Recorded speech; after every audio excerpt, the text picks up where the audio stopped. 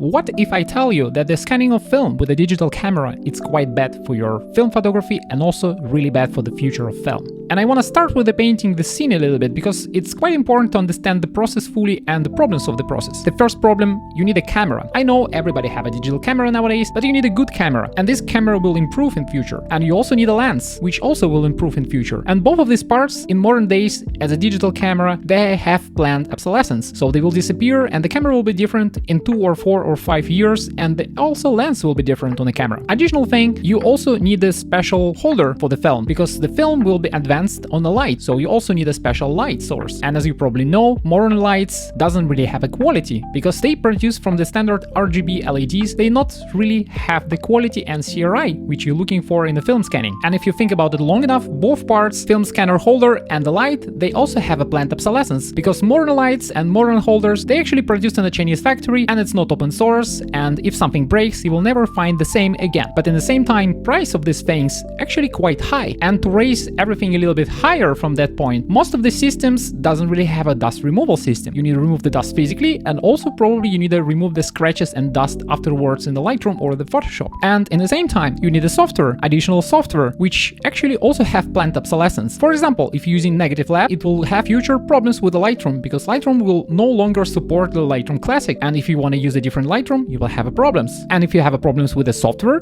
it means you will never get the same colors again because you don't know how to get them. And additionally, you don't know how to get the colors, so you basically have no point of return back. And even if you hold your DNGs from your camera, which you scan, it will be basically the same DNGs what you have for the film. It's quite nice to have to basically rescan the process. You cannot roll it up even from the digital stage, so you have obsolescence in the software. So your software is fully connected to the planned obsolescence of the software of Adobe or Lightroom or different softwares which you use. And if you think the Adobe is bad, it's really bad. And if you think that you can find a different solution for that, it's not really easy to do. And the last part, which I always forget about, you need a camera stand. And you need a place to situate something like that in your apartment or on your table or somewhere. And if you think it's a small thing, not really. It's quite big piece which occupies or part of the table, or you need to store it somewhere, so it's not standalone unit with multiple cables, multiple parts, multiple things, which you need to find the space without dust in your apartment. And this is why I think that the digital scanning of the film is really bad. And it's just because it's quite expensive and will be more expensive in future. But in the same time, I want to provide you simple solution, which I think still one of the best solutions what you can buy in the market to scan the film cheap. And if you divide price of this thing over the multiple years, it's basically becoming kind of a free in comparison of the option with a digital scanner.